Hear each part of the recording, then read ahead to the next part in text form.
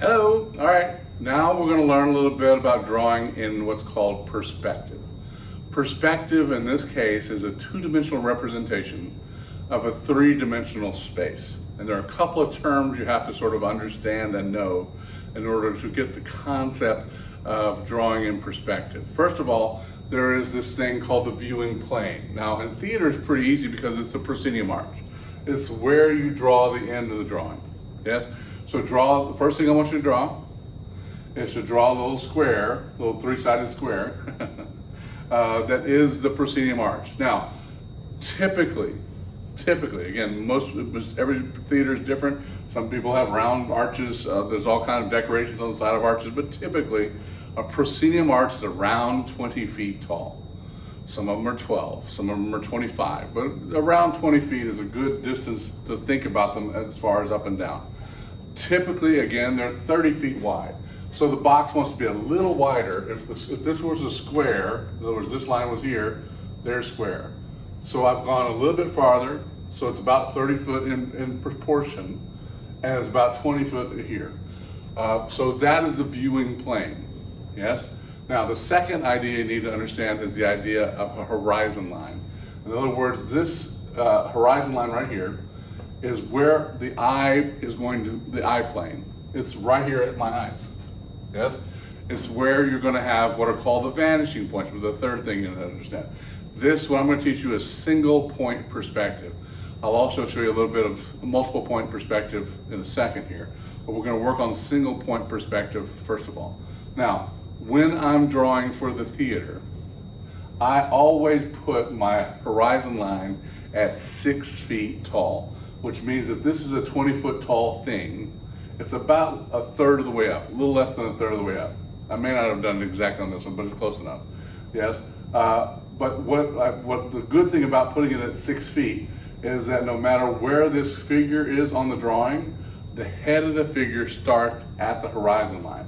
So for instance, I've just got a figure here and again, when you're drawing, you always want to have a figure so that you can see where on scale the figure is going to be. So for instance, if I want to come out here and have the person at the front edge of the stage, if I put their head at 6 feet, I'll bring them to the front edge of the stage, that person is that tall. If I want the person to be standing in the back of the theater, and I'll move out of the way after that drawing, right? I just draw the person back there, and in perspective, even though the top of their heads are all touching the 6 foot line, because they're all 6 feet tall, what determines how tall they are is where their feet hit the floor. Yes? And so these people are drawn in perspective. Yes?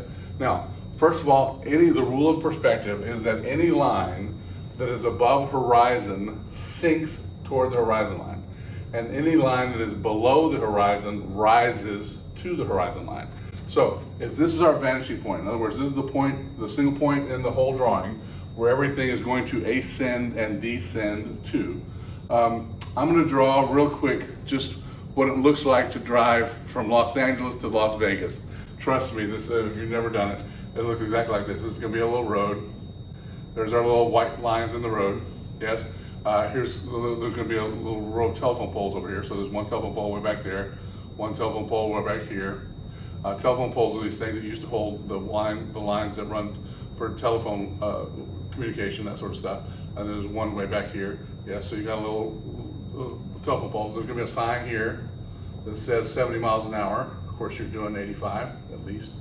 Yes, and there's these little mountains in the distance that all indicate where Vegas is. A little mountainy. Yes, so there's a little mountain chain back here.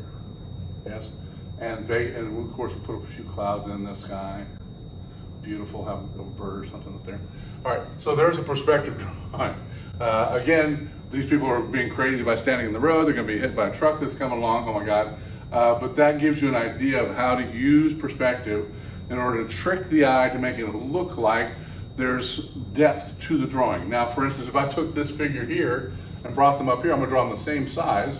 This person drawn in the wrong place on the drawing looks out of place. Looks like a little gecko. So they're selling insurance. If I took this person and stuck them back here, yes, they're going to look like Godzilla back here. Yes.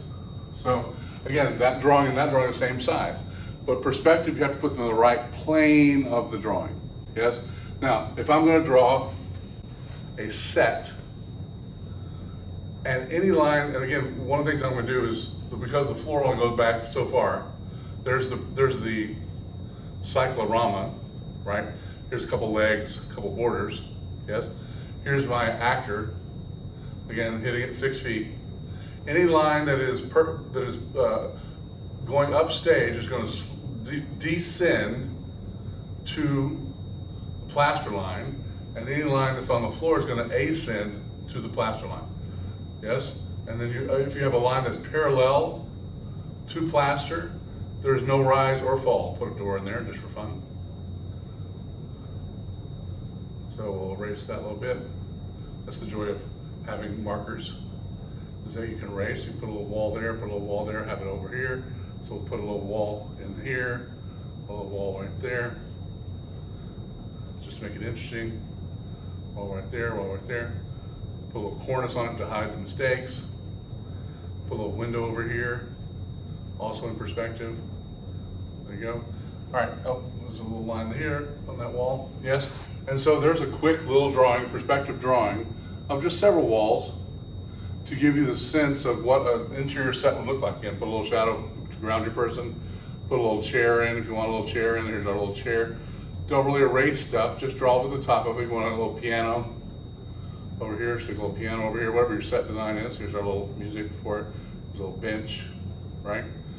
So just draw things in, sketch them in. Again, if you take the little shadows, put them on the ground, it grounds the objects to the ground as well. Yes, put a little rug in if you want.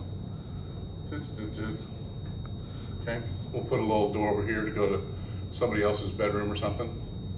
Put a door in this wall to go to somebody's bedroom. I guess we'll call this Lost in Yonkers, if you want to.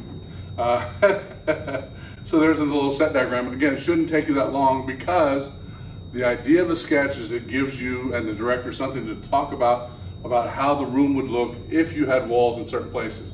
And you should be able to draw and redraw quickly, so that when the director says, well, what happens if we put the piano on the other side of the stage? All you gotta do is flip another sketch and draw it that way very quickly. Yes, that's the idea of a sketch. It should be fast.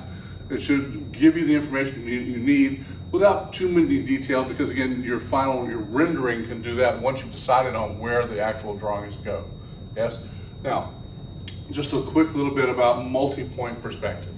I'm gonna draw, well, first of all, I'll draw a box from several vantage points. So what we're gonna draw is a box that's on its edge. So from the ground plan view, we're gonna draw this box.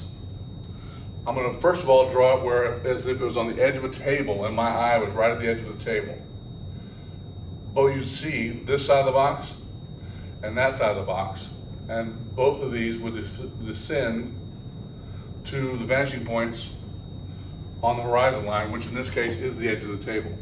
Now, of course, you don't see the extended lines, so that and that aren't there, but that's the way the box would look if you sat with your eyes at the edge of the table. If you stood up a little bit and you looked and you saw a little bit of the table, if this is the table here on ground plan, yes, you see a little bit of, again, the edge of the box still the same. We're gonna stand up a little bit, we're not gonna see the top of the box.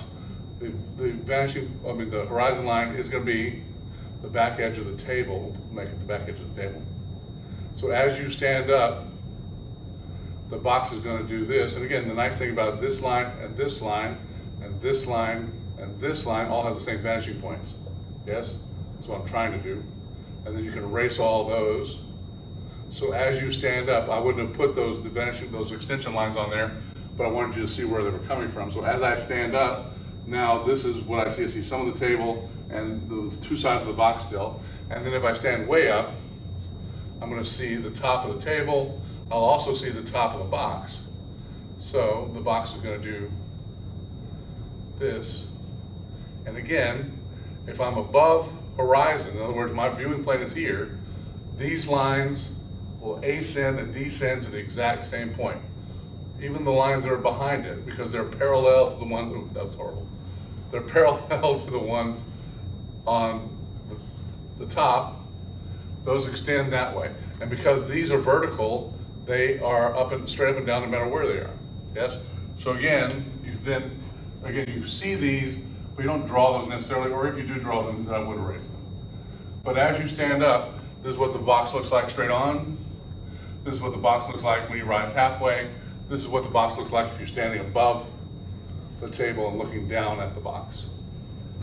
Hopefully that gives you some understanding about this. This is multi-point perspective, whereas this is single-point perspective. This one, it goes right down the middle. This one, where you turn it on an angle, the two sides descend or ascend, in this case, to the dot on the horizon line where the vanishing point is. Yes? Again, I've been doing this for a few years. I know that was fast and furious. I've given you some sketches as well to look at, as well as a little video to show about drawing perspective. Welcome to Draw Tip Tuesday. Here's your weekly dose of inspiration to build a creative habit, one drawing at a time. Brought to you by Sketchbook Skool. Hey, what's up? Welcome to Draw Tip Tuesday. Today I want to tackle something that a lot of people struggle with, and that's perspective. Drawing perspective seems very hard. You need rulers for it, and then you need to erase all the straight lines that you drew. No. It's not about that. I will make you understand in just a few minutes about a vanishing point, horizon line, and the eye level. It's important to understand it, to know the theory, but once you know it, you need to forget it again, so you can just draw and be free. Okay, what I'm drawing here just looks like a simple triangle. But what if you add lines that grow closer to each other towards the triangle's top? Now, suddenly you might see train tracks instead. And in no time, you have actually created depth and perspective already to your drawing. Now, that train track vanishes into the distance.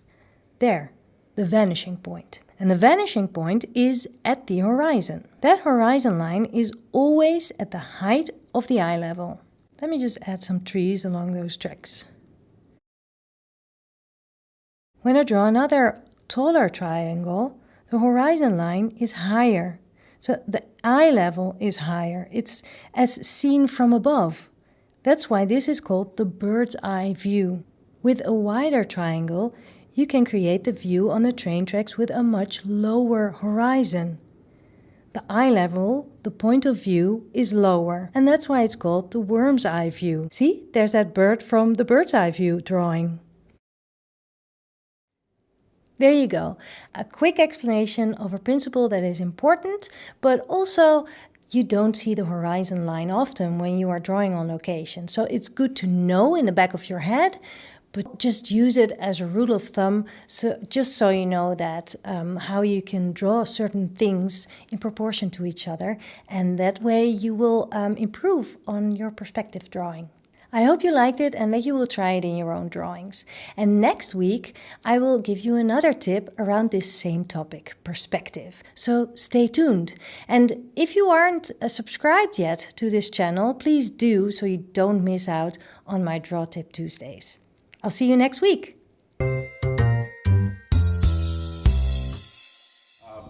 Again, when you're sitting around sketching, draw your room. Notice as you look around the room where the ceiling meets the wall and how it will ascend or descend to your horizon line. And then lay down in the bed and notice how they change, how they alter, and then draw them. Get used to seeing those things, and the quicker you can see those changes in perspective, the easier it is to understand it and to understand how to do it in real life. Okay, thank you all very much.